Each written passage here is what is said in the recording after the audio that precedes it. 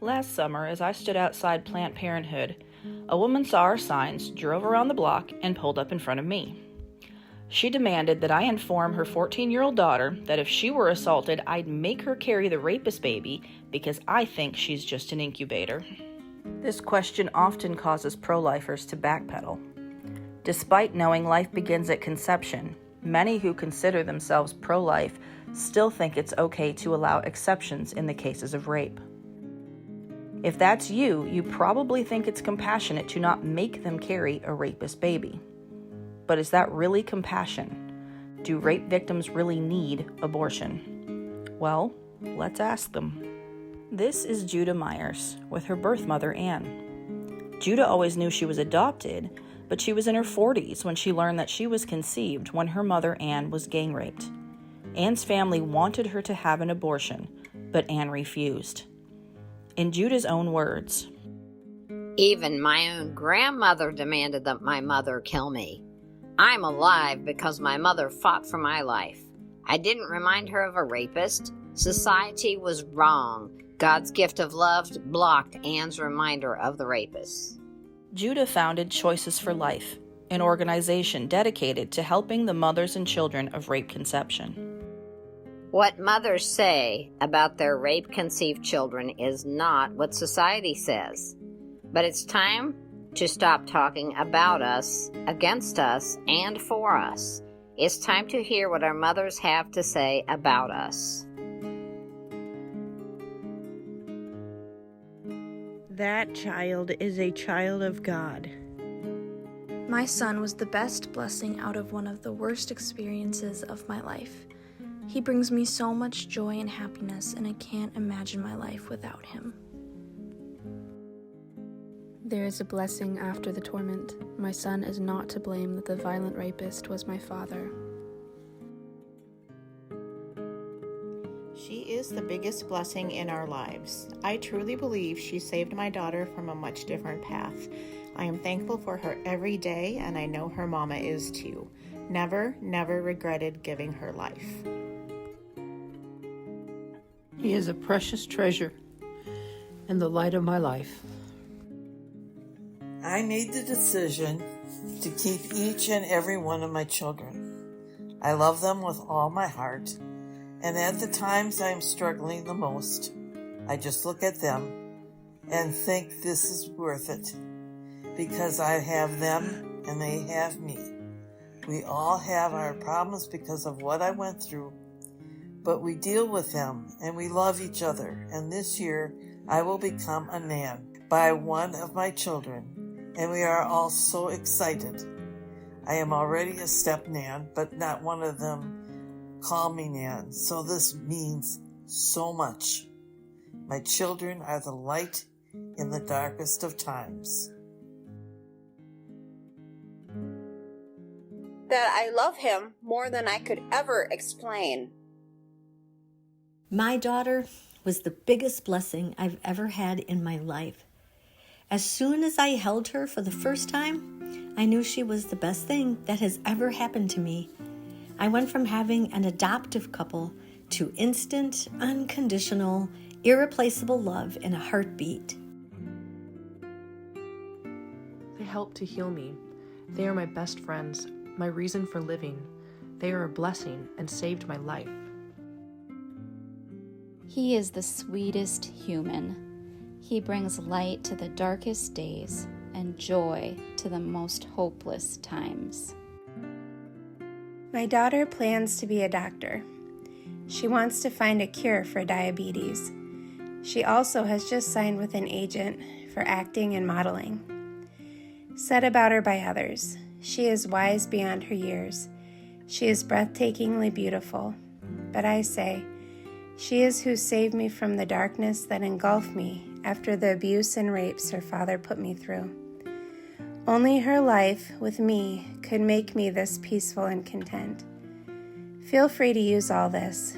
She is already someone important to me, but she just may become someone with a stage to the world. She saved me. I was suicidal until I saw those 2 pink lines. I was going to kill myself that day, and when I opened the bathroom drawer to get my pain pills to OD on, I saw the unused test and realized I hadn't had a period. 2 pink lines, and I had something to live for. She was my healing from what happened. Once I saw her face, what happened just didn't matter anymore. She was my queen then and always will be. Today I am grateful for what has happened, because without that I wouldn't have her. Once I saw her face, nothing else mattered. She has blessed me in so many ways. I am so thankful for my rape-conceived daughter. She is what healed me. Cannot imagine life without her. Kids from rape aren't damaged goods. That baby changed my life. My whole world changed, and from that moment on, I have felt such a deep, unconditional love. My daughter will be 15 on June 2nd, and every single day with her has been a blessing. I am so thankful for her. No matter how she was conceived, she's my daughter. She's my world. I couldn't imagine my life without her. You saved my life. You are my blessing that was disguised in hate. You, my son, have turned a horrible thing into the best thing possible. And in case you were wondering, my son, conceived through rape, who has a rapist as a sperm donor, is not evil. He has the kindest heart, and no evil lies within him.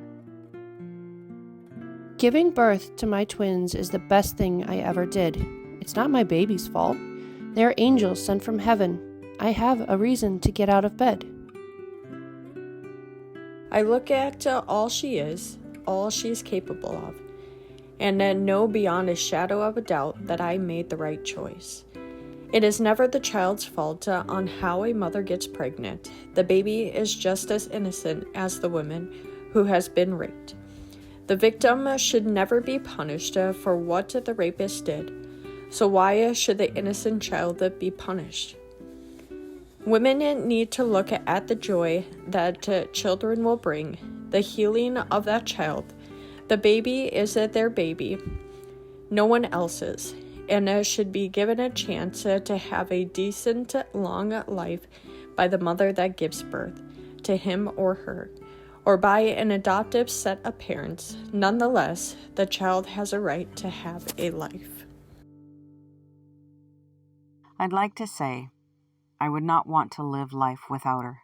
She spreads love and joy everywhere she goes. I'd like to say she is by far the best thing that's ever happened to me, regardless. I am so incredibly grateful she was conceived. She is incredibly beautiful, inside and out, and spreads the gospel and unconditional love of Christ to the less fortunate. I can't say enough about the miracle that is her. I've only ever thought of and believed my daughter is a miraculous gift. I'm grateful too. No shame, just gratitude. Carrying this child and choosing to place this baby for adoption was the beginning of my healing. Rape was a horrible experience, yet to give birth to a healthy baby and to give a gift to others was a good experience. I believe in God and that God is a loving God. Many years later, I was able to meet my birth daughter and her parents. God did indeed keep her in the palm of his hands. Her parents are loving Christians. I've heard over 300 mothers, and they continue to say the same thing. They say the same thing as my mother. The child was healing and gave them a reason to live. Sad that society wants to take the life of the baby and take the life of the mother at the same time. So do women or girls who are raped need abortion? Absolutely not. In fact, it's quite the opposite. As Judah puts it, mothers and children of rape conception Dream of a day when we will have our people group protected. A day when our lives will be respected and not used as pawns to pass laws condoning murder in the womb. So let's go back to the woman I mentioned at the beginning of this video. How did I answer her? I simply responded, "Ma'am, I don't think your daughter is just an incubator, but if she was raped and pregnant, I don't think telling her to kill her own child is a good solution."